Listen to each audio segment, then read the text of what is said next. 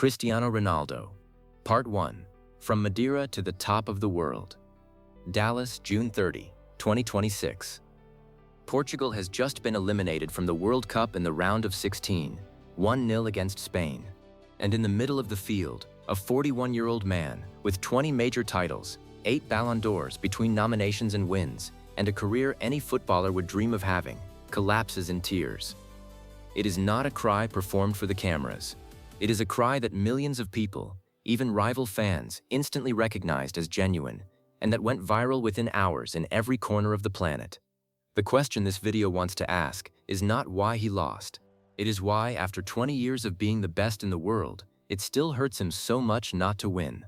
What builds a person capable of sustaining that level of hunger, that level of love for a ball, for 2 full decades, without it ever fading? Cristiano Ronaldo dos Santos Aveiro is born in 1985 in Funchal, the capital of Madeira, a Portuguese island in the middle of the Atlantic. His full name includes Ronaldo, in honor of Ronald Reagan, the American actor and president who was his father's favorite. It is not a minor detail. Even this boy's name is born from someone else's admiration for a public figure, as if the story were already foreshadowing, without knowing it, what would come next. The family lives modestly, in a small house shared by several siblings. His father, José Diniz, works as a kit man and groundskeeper at the local club, tending the field where others played, while he dreamed of having been a footballer himself.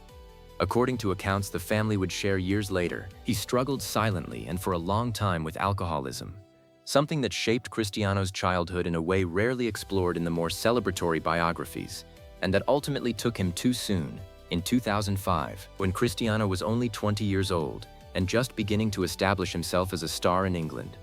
His mother, Dolores, supports the household by working as a cook and cleaning other people's homes, and she would later say in interviews that during the hardest moments she even considered terminating her pregnancy with Cristiano because of the family's financial situation, something she later described as the most important decision she did not make.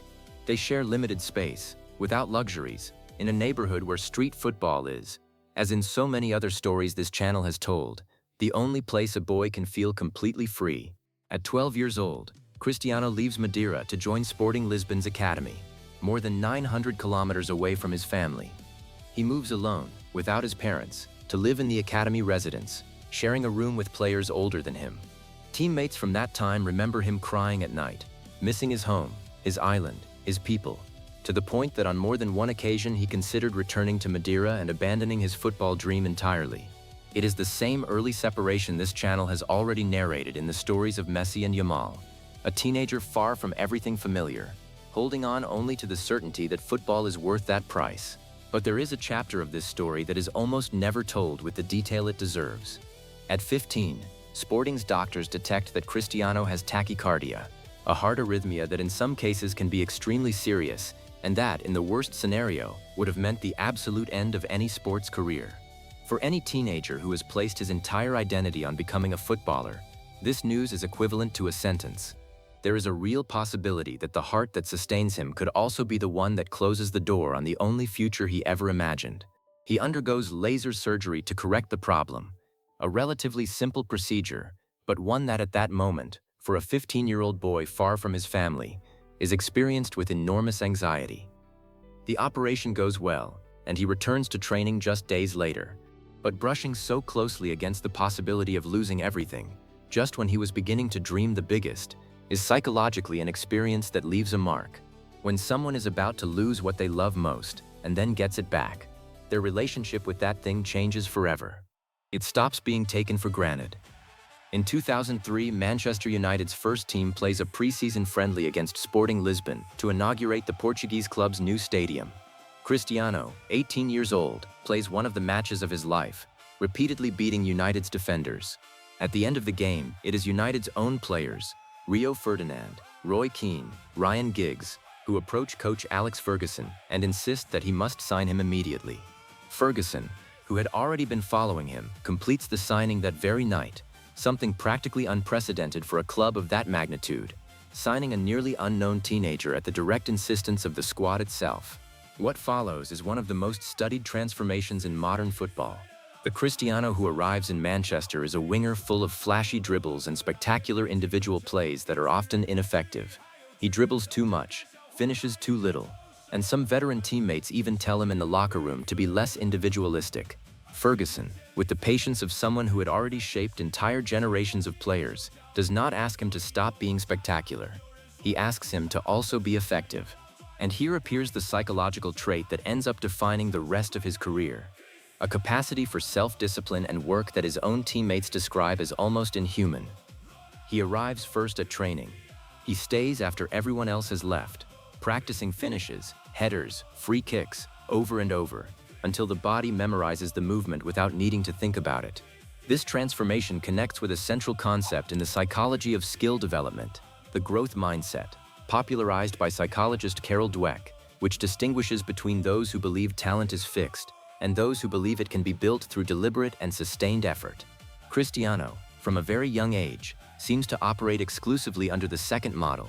No matter how much talent he has today, there is always an improved version of himself waiting on the other side of more hours of work.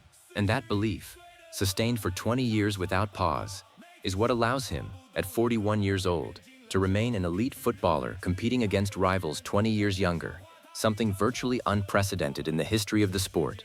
It is worth connecting this to the heart surgery at 15. When someone has been close to losing the physical possibility of playing, their relationship with their own body changes. To this day, Cristiano is described by doctors and fitness coaches who have worked with him as someone with almost monastic habits of physical care, a strictly controlled diet, with multiple small meals a day, precisely measured sleep schedules, and even programmed naps during the day, additional training sessions outside of club requirements, and complete avoidance of alcohol throughout his professional career. It is not vanity, even though social media often caricatures it that way. It is, probably, the way someone who once came close to losing everything decides never to leave it to chance again, turning absolute control of his body into a kind of emotional insurance against that 15-year-old fear. The rest of the sporting story is in large part well known. Premier League and Champions League titles with Manchester United in 2008, the historic transfer to Real Madrid in 2009 for a record fee at the time, and a decade there in which he becomes the club's all-time leading scorer, with 4 additional Champions League titles and multiple Ballon d'Or awards. In parallel, the comparison with Lionel Messi is born, a rivalry that would define the global football conversation for more than 15 years, a story this channel will explore in depth in the next video. But there is a part of this story that rarely occupies as many headlines as his goals, and that deserves to be told with the same detail. In 2010, at just 25 years old, and at the absolute peak of his sporting career, Cristiano becomes a single father to his first son, Cristiano Jr., an unusual decision for any elite footballer at that moment in his career, and one he chose to sustain by keeping the details of the birth private for years, out of respect for the mother's privacy. This generated constant media speculation that he never publicly clarified, prioritizing the child's privacy over satisfying public curiosity. Teammates and journalists who covered that period agree on one thing: seeing him prioritize raising that son, even in the middle of the most demanding season of his football life, traveling with him to every possible training camp, showed a side that contrasted sharply with the public image of a star focused only on himself. Over the years, the family grows, twins born via surrogacy, and then 2 more daughters with his partner Georgina Rodriguez, including the devastating loss, in 2022, of one of a second pair of twins. A tragedy the couple chose to share publicly in a message that generated a global wave of support, and once again showed a man willing to be vulnerable in front of millions of people. Added to that are years of donations that became known mostly not because he sought publicity, but because journalists or beneficiaries themselves made them public afterward. Donations to children's hospitals in various countries, to victims of natural disasters, scholarships and financial aid to former teams and individuals from his home island going through hardship, and even the full payment of medical treatments for children with serious illnesses who contacted his foundation without any guarantee of a response. None of these actions erase, nor need to erase, the legitimate criticisms that also exist regarding his career, that will be addressed in part 2 of this video. But in an honest portrait, it must also be said that Cristiano Ronaldo's generosity, sustained over years and in many cases deliberately quiet, is a real and documented part of who he is. And there is also his relationship with his mother, Dolores, who remains, according to Cristiano himself in numerous interviews, one of the most important people in his adult life. The woman who cleaned houses to support her family in Madeira ended up traveling with him to every club, every country, every stage of his career, living under the same roof as her now adult son for much of his professional life, something unusual among stars at that level. Cristiano has never, at any point in his 20-year professional career, stopped referring to her as his most important moral reference, nor stopped thanking her publicly, again and again, for the sacrifices of that childhood in Madeira. So let's return to the image we began with, a 41-year-old man, crying on the field in Dallas, exactly 20 years after his World Cup debut. He was not crying only for a lost match. He was probably crying for the same reason a 15-year-old faced heart surgery without knowing if he would ever be able to play again. Because at no point in these 2 decades did it ever truly stop mattering. Fame, money, records. None of them ever replaced that genuine, almost childlike need for the ball to go in. From the outside, it is easy to look at 20 years of titles and assume that at some point motivation must have become automatic, mechanical. The image in Dallas says exactly the opposite. Somewhere beneath all the training, the discipline, and the business his career became, there is still that same boy from Madeira who almost lost the chance to play at 15, and who, at 41, still does not know how to lose without it hurting for real. In part 2 of this video, we will look at the other side of this same story, what it cost him, psychologically, to compete an entire career against a rival much of the world preferred, and also the moments when that same intensity that made him great turned, outwardly, against him. Because an honest portrait does not stay only with what we love about a person.